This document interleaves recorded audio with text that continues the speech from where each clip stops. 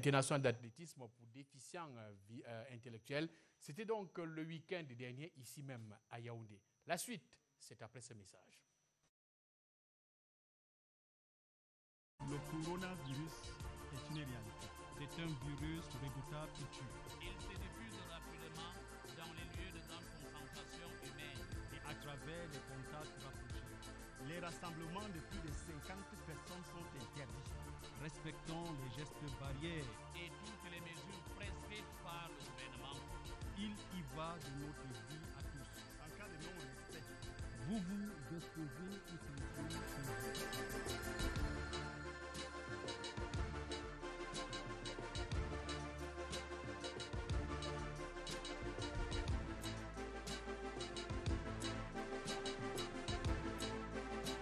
Ceci est un message du gouvernement du Cameroun.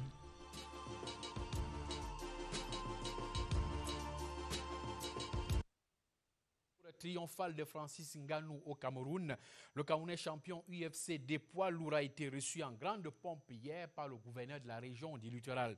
Il a présenté sa ceinture en or aux populations de Douala. Ceinture remportée après sa victoire face à l'Américain Stipe Miocic. Ambiance d'un retour au pays natal, c'est avec Gaël Moudio depuis Seattle Littoral à Douala.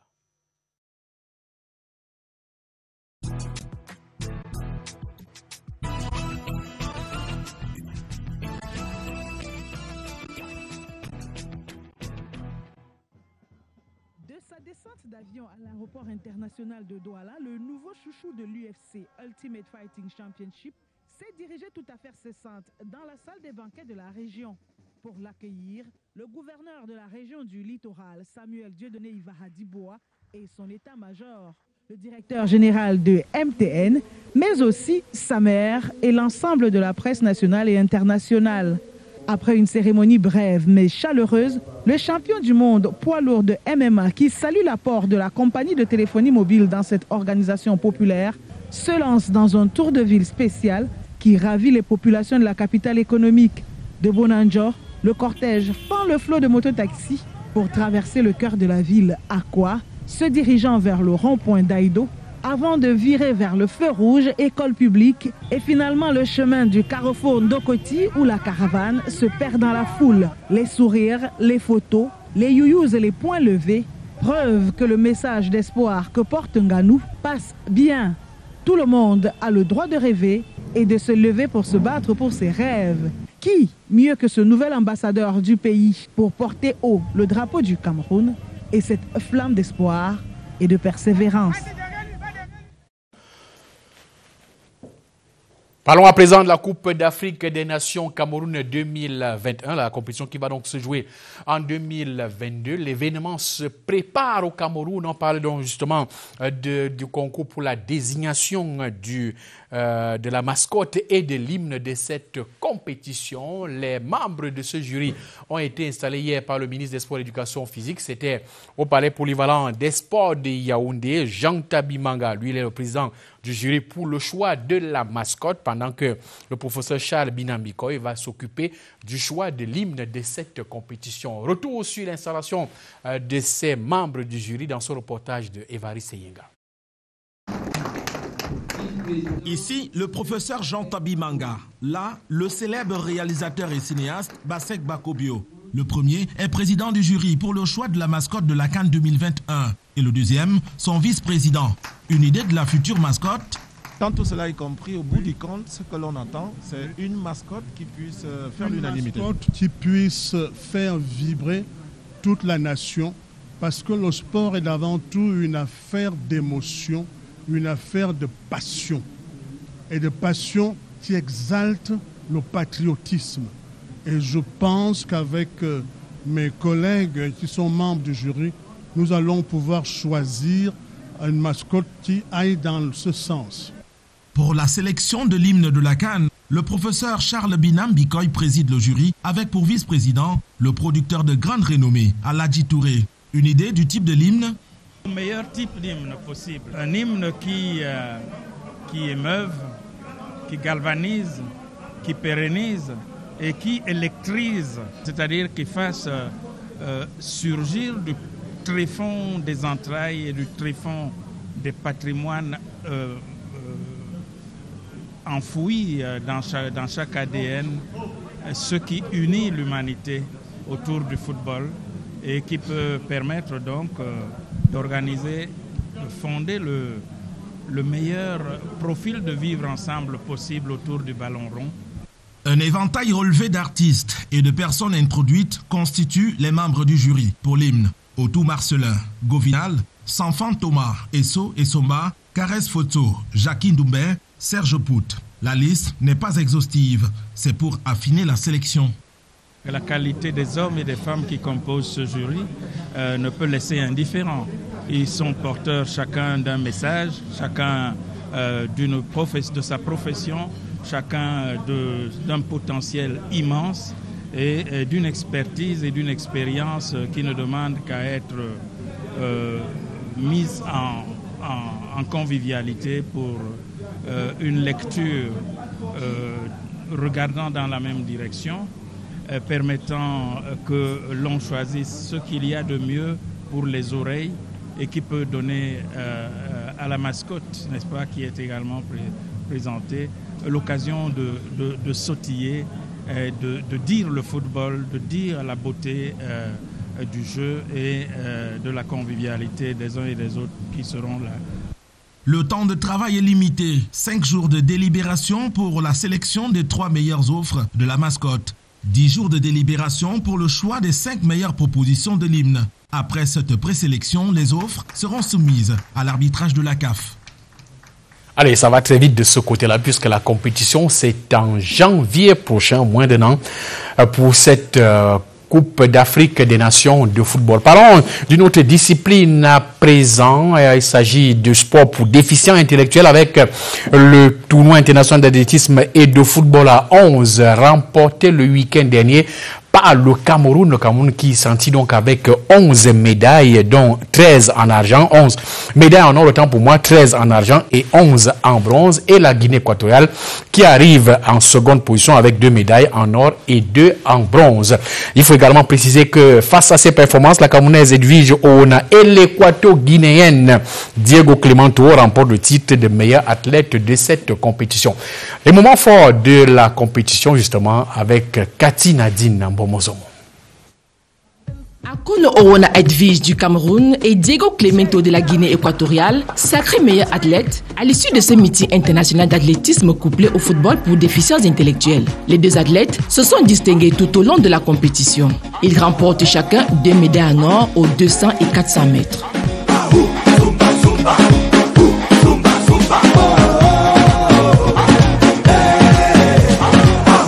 Des performances qui émeuvent.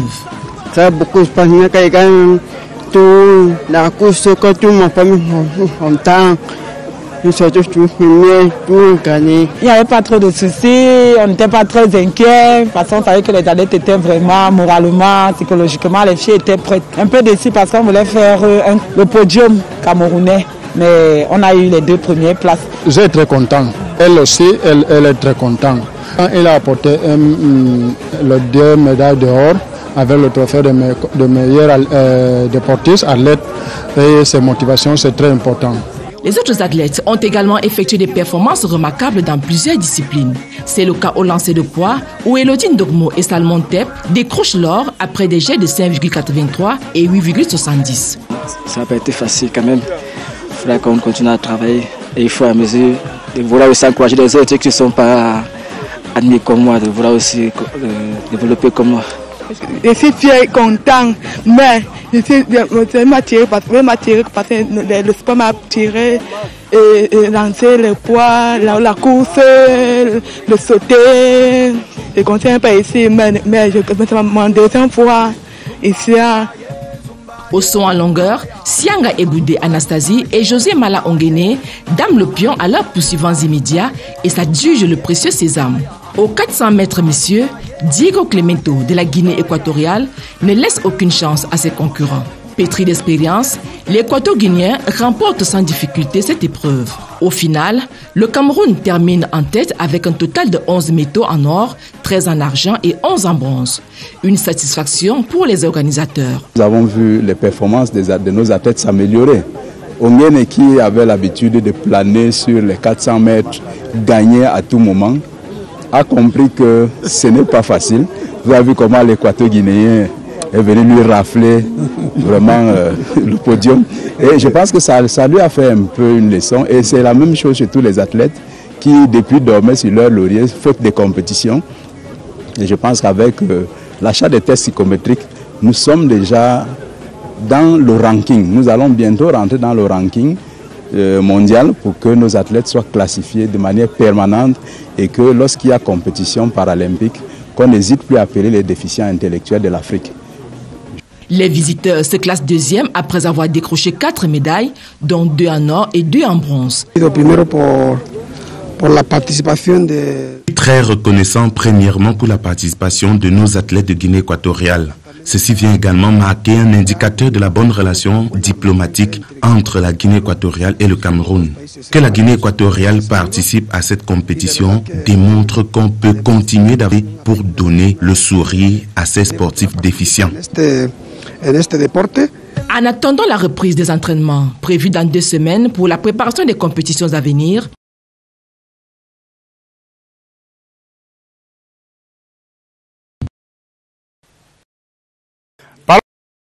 championnat basket région, le sport catégorie U même pris par la compétition le fil pour le voir avec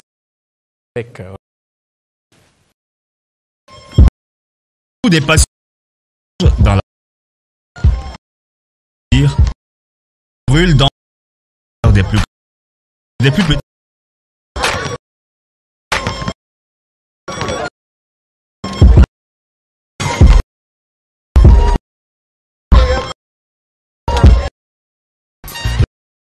Une dame en rouge. Match comme qui est puis pour son après. Et 7.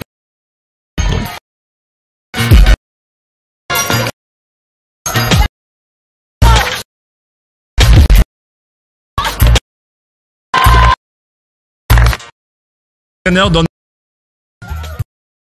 le compris.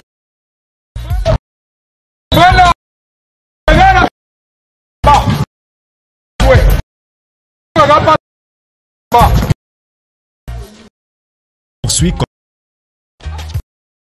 outrageuse et assure de cette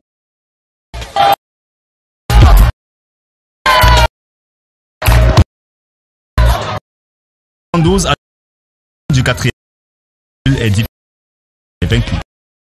Les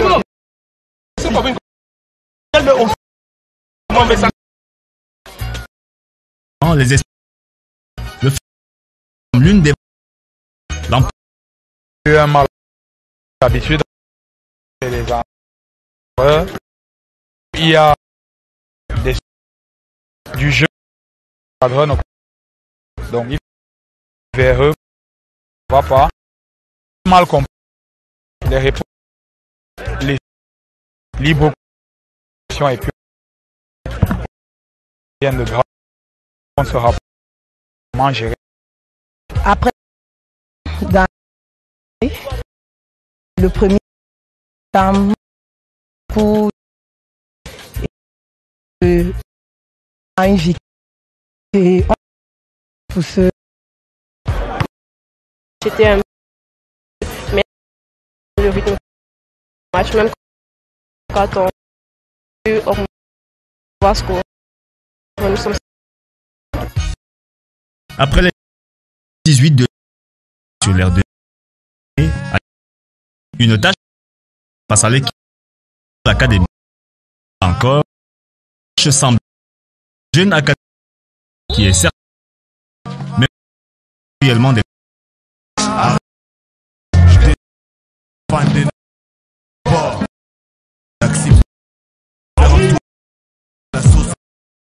50 pour les jeunes revers. Si leur voix dans la skip compte pour le festival Alpha face à 30 le plus lourd journée de catégorie. On pense amusant. Vous savez, il y avait des fous. Olivier, tout. Au départ, surtout, c'est valeureux. Très souvent, tout ça, on lève et on prend les paniers.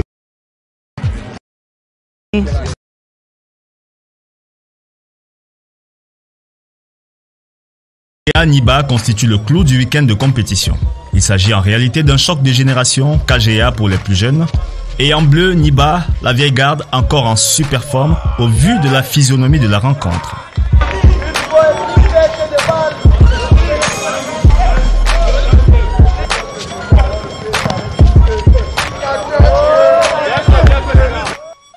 Victoire logique de Niba, 68-46. Les organisateurs sont naturellement satisfaits du spectacle. Très heureux qu'on ait commencé avec les U16. Donc là, on est parti. Pour les seniors, c'est déjà les troisièmes journées. Alors les enjeux, c'est continuer. Déjà avec les petites catégories, descendre plus bas jusqu'au U10. Et puis maintenant pour les autres, continuer avec les 5e, 6e pour être prêts pour le prochain regroupement national puisque nos équipes doivent rester en jambes jusqu'au mois de juin où le Final Four sera là.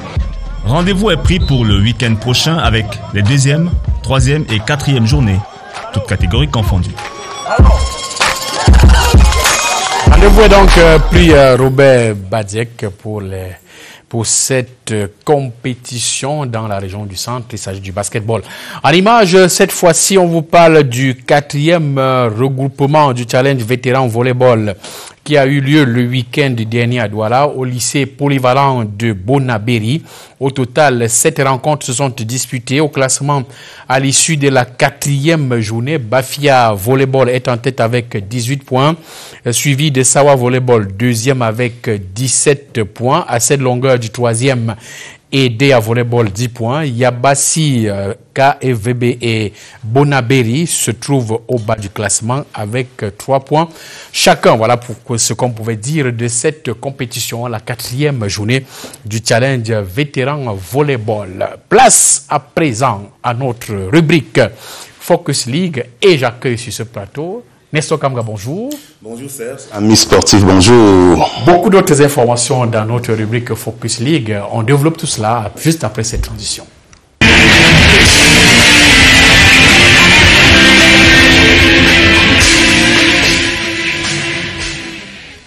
Et on commence par la 9e journée du championnat de football, la première division, avec la victoire de l'UMS de Loum hier devant Young Sport.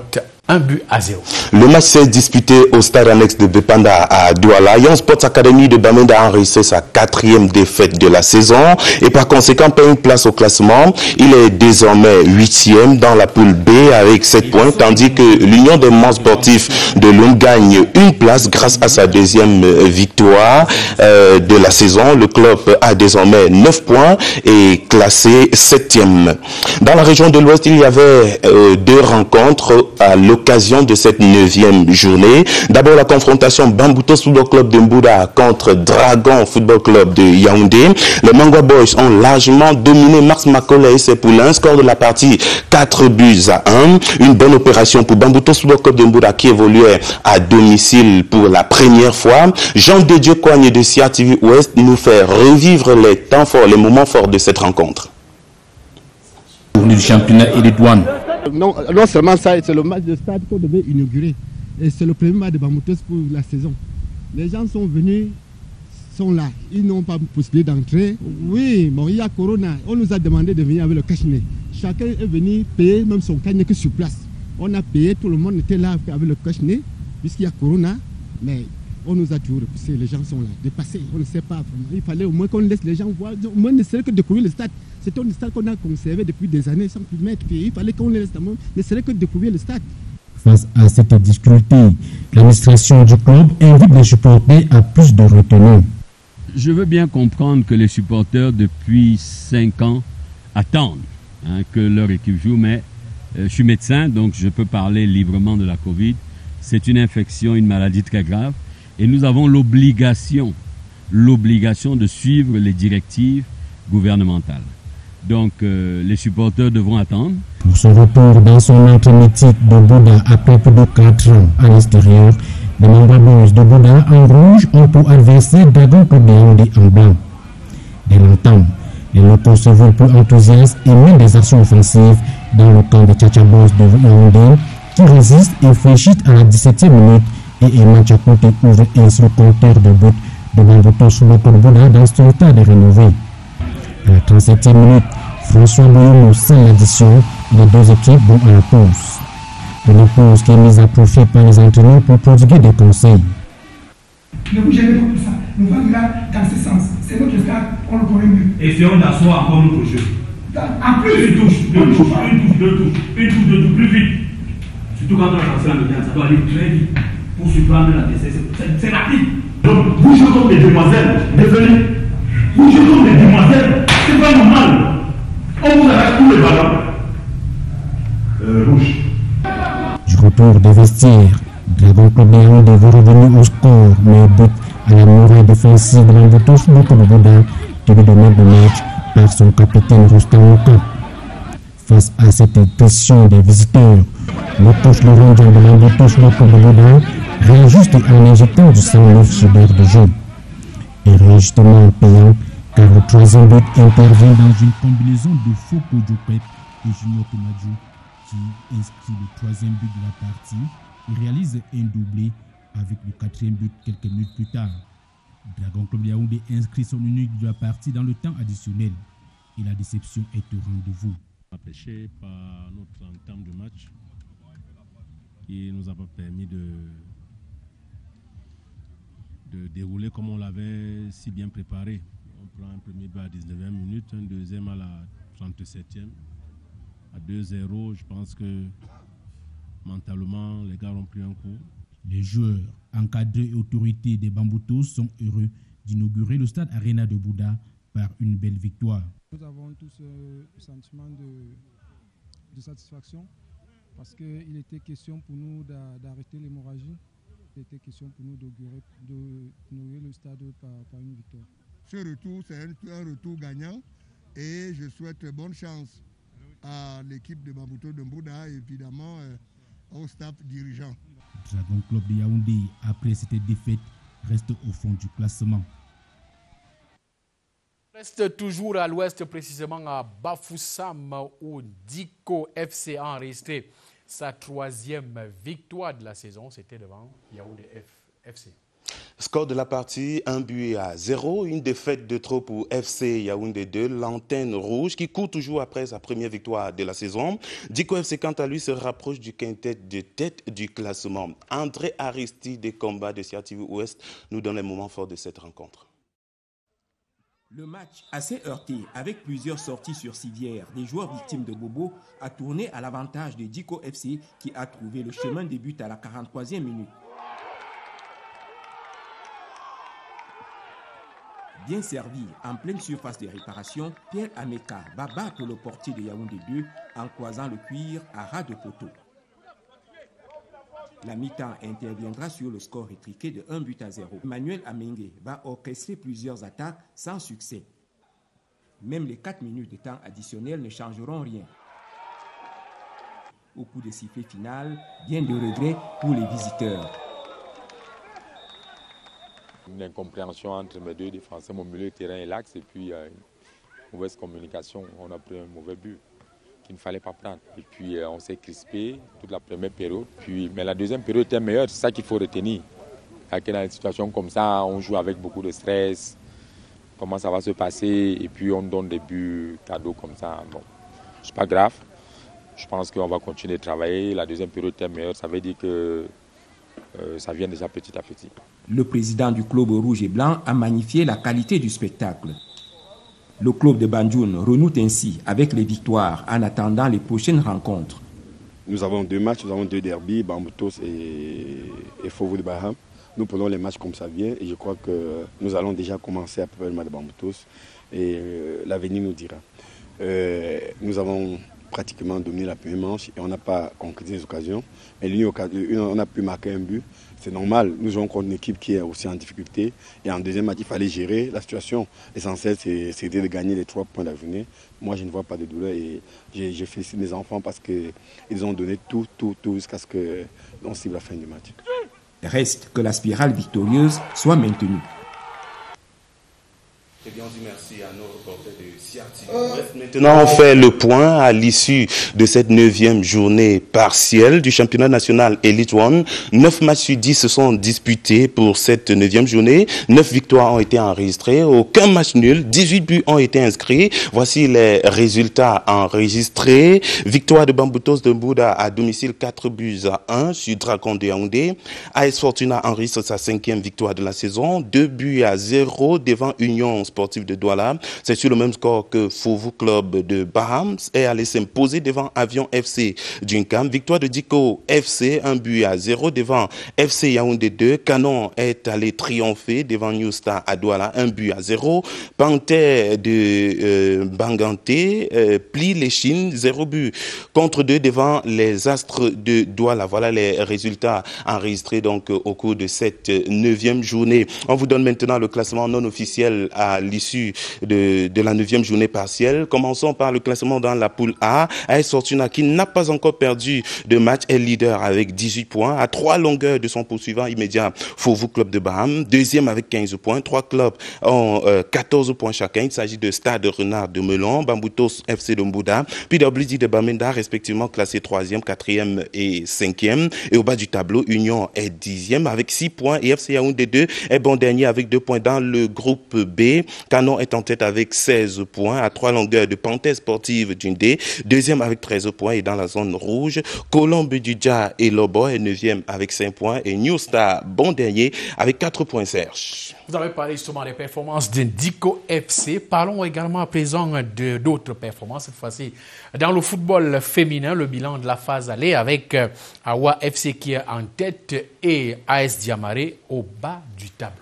Avec 4 points engrangés en 11 matchs disputés, dont une victoire, un nul et 9 défaites, 8 buts marqués et 33 encaissés. AS Diamaré est dernier au classement à mi-parcours. A contrario, Awa FC est championne honorifique de la phase aller. Le club a terminé en tête avec 27 points, aucune défaite, 8 victoires et 3 nuls en 11 matchs. Les tops et les flops de cette phase aller avec Esther Ayimbo.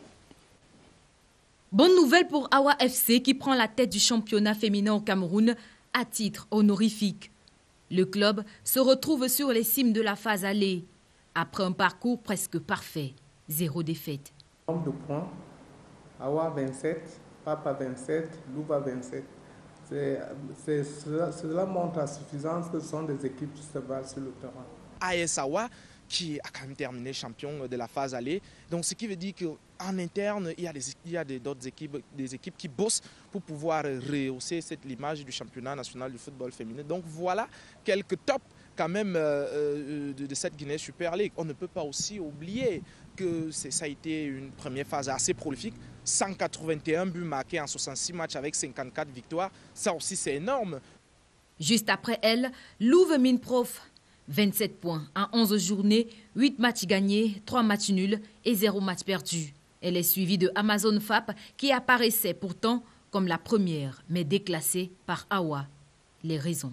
C'est une situation un peu plus compliquée parce que déjà, les règles qui ont été écrites par la LFFC, en fait les règles qui régissent l'organisation du championnat de cette année, n'ont pas peut-être prévu un tel scénario. Parce que toutes les règles qui s'y trouvent ne parlent que, on va dire, d'une situation d'égalité en fin de championnat, c'est-à-dire après les 22 journées. Mais sauf que là, à mi-parcours, nous avons des équipes qui se retrouvent avec 27 points.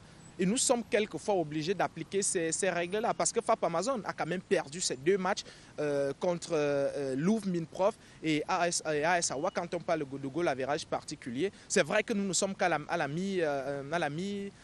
mi-parcours, ce qui fait que ça se complique. FAP Amazon perd automatiquement sa première place, mais garde son goal average général qui est quand même de plus 30. Canon Filles, Renaissance Women et AS Diamaré occupent le bas du tableau. Dans l'ensemble, tous les clubs ont participé à la phase aller, bien que entachés de quelques irrégularités. Le premier flop est quand même au niveau de la santé organisationnelle de cette instance chargée d'organiser cette Guinée Super League. Vous avez des programmations en dents d'ici, parce que vous allez constater que pendant que nous jouons la 8e journée, certains clubs avaient déjà joué la 12e journée. Et pendant qu'on avait encore des matchs en retard de la 8e et 11e journée, d'autres clubs avaient déjà joué la 14e journée. Vous pouvez comprendre que c'est une organisation la plus mauvaise. On n'a jamais vu ça. Une programmation, ça je vais le dire, on n'a jamais vu ça dans l'histoire du football. Et ça crée un peu ces petits désordres-là dans le déplacement des équipes. Vous allez constater qu'en début de saison, il était prévu que les équipes du centre, du sud et du nord-ouest devaient aller du côté du Septentrion 2 fois en une saison. Ça a été respecté lors des premières journées parce qu'Éclair est allé avec les Louvre Minprof. Mais bon, après, tout a changé. Des équipes sont allées jouer leurs 3 matchs une fois. Pourtant, ce n'est pas ce qui était prévu par l'organisation et ça a tout bouleversé. On a connu des problèmes de calendrier parce qu'on a été obligé d'avoir beaucoup de matchs en retard du fait de la participation de certaines joueuses au tournoi qui s'est passé en Turquie. J'ai dû vraiment forcer et préserver l'équité. Parce que si on avait organisé les matchs quand les autres n'étaient pas là, ça portait un problème. On allait enregistrer des récriminations du fait qu'on a programmé les matchs quand les meilleures joueuses de ces équipes n'étaient pas là. On a donc eu 8 matchs en retard qu'on a quand même réussi à résorber depuis la 10e journée jusqu'à la 11e journée. En attendant la suite de la phase retour, prévue dès le 30 avril, les filles observent une trêve et pensent déjà à une éventuelle participation à la Champions League féminine africaine. Maintenant, quelques chiffres de la phase allée du championnat national de football féminin, première division. Le premier tableau que nous vous proposons avec le Sékou de Victor Emmanuel Zé de la réalisation met en évidence le record d'invincibilité après 11 matchs. Louvre Minprof et Awa FC n'ont perdu aucun match depuis le début de la saison. Les 2 écuries ont les mêmes statistiques. Leur compteur affiche 8 victoires, 3 nuls et 0 défaite pour chaque équipe. Les 2 équipes donc ont 27 points chacune. Awa FC est première et Louvre Minprof est 2e au classement. Le deuxième tableau que nous vous présentons actuellement est celui de la meilleure attaque de la phase allée du championnat national de football féminin. C'est bel et bien Amazon FAP de Yaoundé qui dispose pour l'heure de l'attaque la plus prolifique avec 36 buts marqués en 11 matchs. Le club est 3e au classement avec 27 points, 9 victoires et 2 défaites en 11 rencontres et 6 buts encaissés. L'ultime tableau d'aujourd'hui présente la pire défense du championnat national de football féminin à mi-parcours. C'est AS Diamaré qui a la défense la plus poreuse avec 33 buts encaissés en 11 matchs. Le club occupe la dernière place du classement à l'issue de la phase allée avec 4 points sur 33 dont une victoire, 1 nul et 9 défaites en 11 matchs. Serge. Et un nom à retenir à l'issue de cette première phase du championnat de football féminin, vous dites que c'est Catherine Bongono.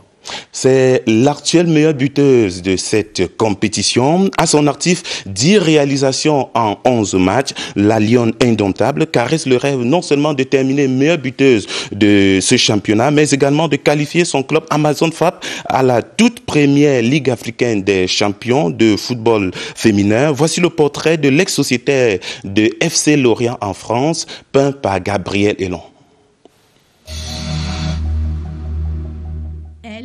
C'est Catherine Bengono, 24 ans, milieu de couloir et latéral gauche au sein de l'équipe des forces armées et police Amazon FAP. Cette saison, elle brille de par sa performance. Après la 11e journée du championnat D1 féminin, elle enregistre 10 réalisations. Dans Amazon FAP, l'ambiance est bon enfant et la joueuse précise ce qui fait sa force. Le travail et la cohésion du groupe. Avec mes coéquipiers, tout se passe bien, donc il ne faut que marquer des buts. Il y a une belle ambiance au sein du groupe avec mes coéquipiers, on se respecte mutuellement et le travail y va et tout va bien, on se sent bien, c'est une famille. Du haut de son mètre 60, l'ex-sociétaire du FC Lorient en France affiche un palmarès bien fourni. Depuis 2014, elle est régulièrement sélectionnée à l'équipe nationale fanion de football du Cameroun. La première Coupe du Monde des moins de 17 ans du Cameroun en Jordanie.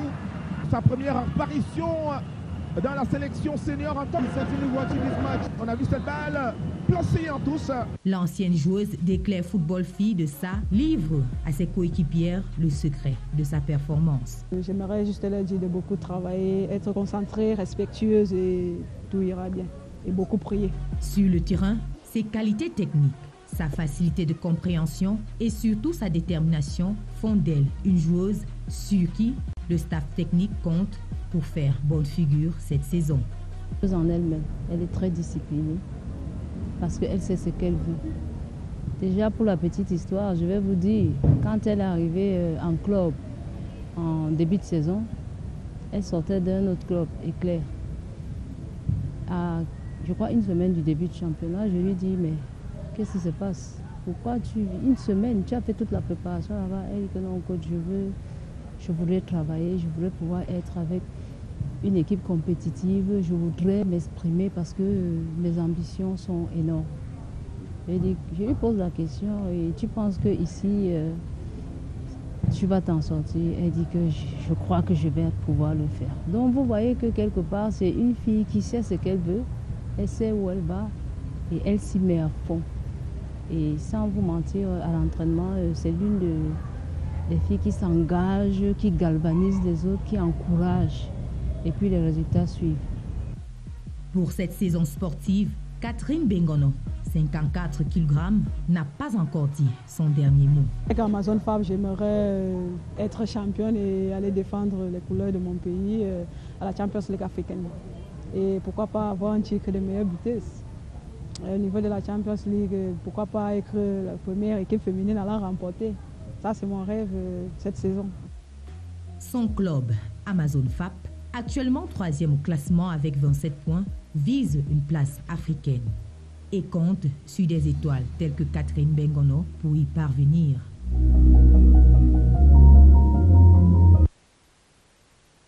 Et long, pour ce reportage, on va parler d'une autre étoile tout à l'heure. Le temps pour nous de vous dire merci. Merci Nestor Kamga. Je vous en prie. Le rendez-vous est pris donc pour demain pour d'autres informations concernant le championnat de football féminin, le championnat de football masculin. Le temps pour nous de vous proposer notre rubrique Inside. On va parler d'une autre pépite du football féminin.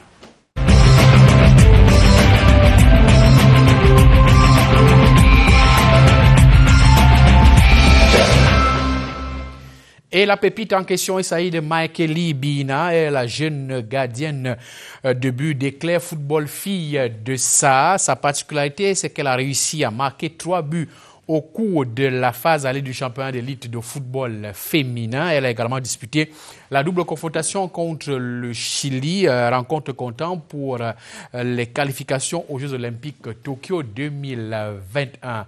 Dimitri Onomo est allé assister à une séance d'entraînement de cette pépite du football féminin. Je vous propose de suivre ce reportage.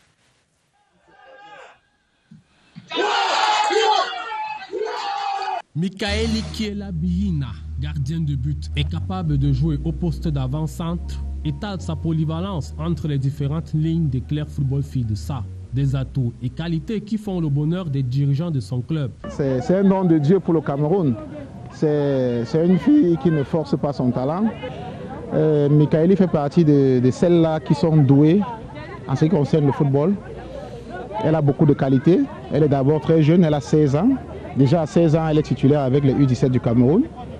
Et elle est titulaire aussi avec les U20 du Cameroun. Actuellement, elle est aussi gardienne. Elle aspire à être celle-là peut-être, la gardienne de l'avenir de l'équipe A.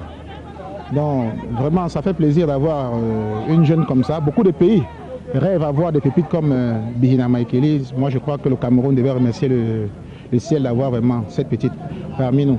Elle a commencé avant-centre quelque part et puis elle s'est transformée en gardienne. Mais avec son arrivée dans notre équipe Éclair Football Filles de ça, vu notre style de jeu et ses qualités, on a trouvé mieux de la transformer en gardienne moderne, à savoir la gardienne qui est un peu complète, parce que le football aujourd'hui, la gardienne ne se limite plus à plonger, arrêter les ballons. La gardienne est le premier danger pour l'équipe adverse. Donc d'où son jeu de pied, son placement, la lecture de jeu, la prise, les arrêts, c'est très important. La jeune gardienne de but âgée de 16 ans cristallise les attentions.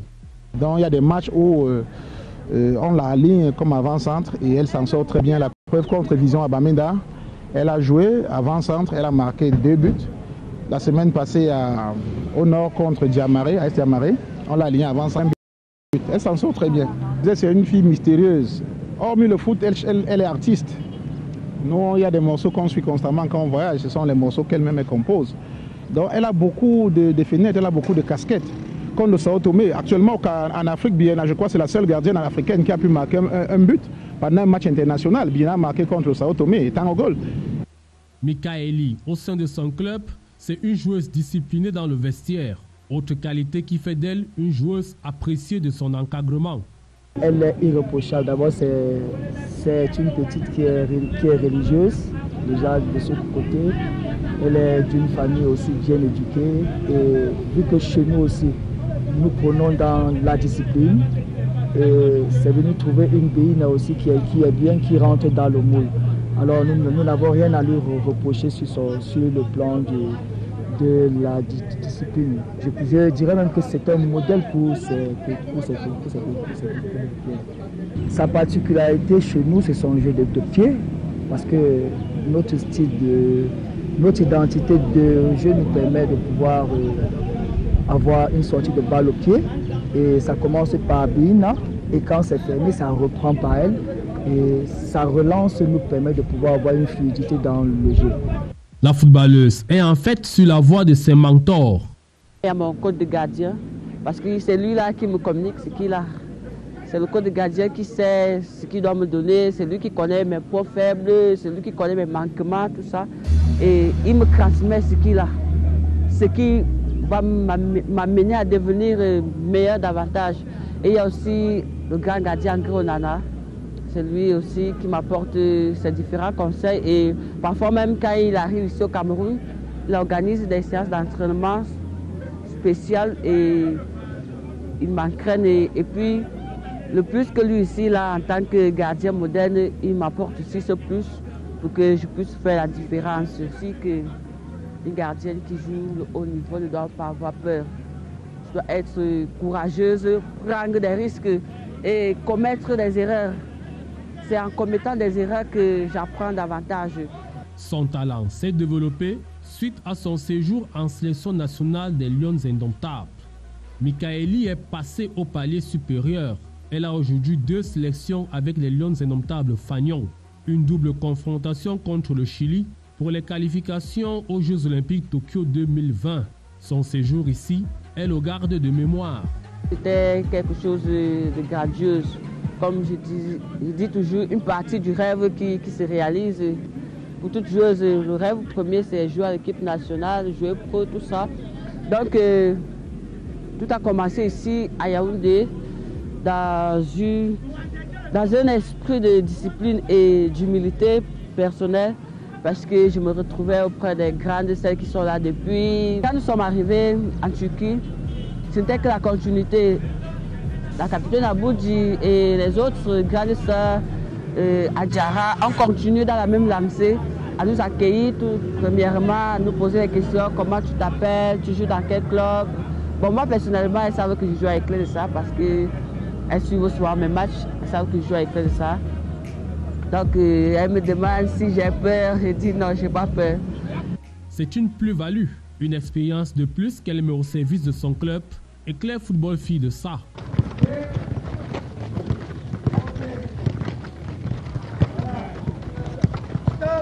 Michaeli Bihina et Claire Football Fidessa, 4e au terme de la phase allée de la Guinness Super League, espèrent une bien meilleure prestation au terme de la saison. Et bonne chance à cette nouvelle pépite du football féminin au Cameroun. J'accueille sur ce plateau Robert Badiek. Bonjour Robert. Bonjour. C'est la dernière halte de cette émission de Daily Sport pour parler justement des grandes soirées du football européen. On en parle juste après cette transition.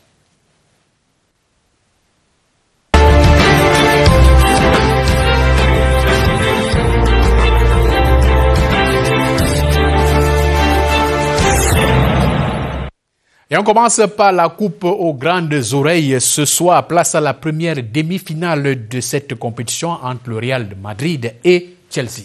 Absolument. La Maison Blanche ouvre le bal ce soir face à une équipe de Chelsea renouvelée, face à une équipe de Chelsea qui est redoutable depuis l'arrivée de Thomas Tuchel sur le banc de cette équipe-là. Match particulier pour le Belge Eden Hazard qui va rencontrer son ancien club avec lequel il a connu ses plus beaux jours, ses plus belles heures dans sa carrière de footballeur professionnel. Un record à noter également, le Real Madrid a déjà disputé 14 demi-finales en Champions League. C'est un record devant notamment Barcelone qui en a 12 et aimerait bien cette année réaliser remporter donc le 14e titre dans son escarcelle. Cela passe par une victoire dès ce soir face aux Blues de Chelsea. Début du match à partir de 20h, alors que l'autre rencontre de demi-finale aura lieu demain. Ce sera entre le PSG et Manchester City.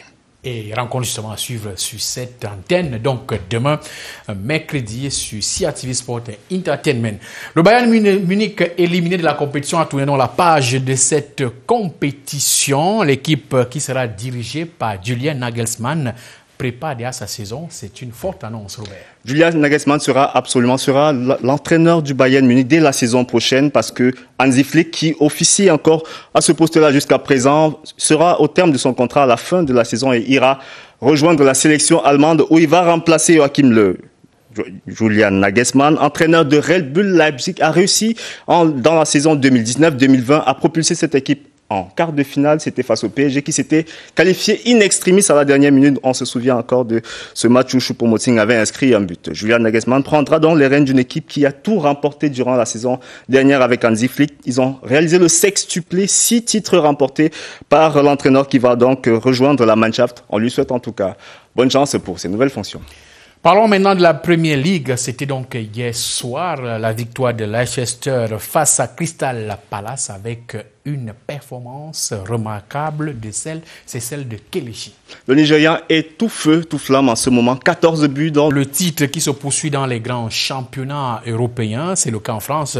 Et on va revenir sur la précieuse victoire de Lille contre l'Olympique Lyonnais, Robert. La remontada, c'est comme ça qu'on l'appelle parce que Lille était menée par 2-0 sur le terrain de Lyon et a réussi. To Lyon's 2011 vintage, but in the toughest of title races, Lyon crestfallen.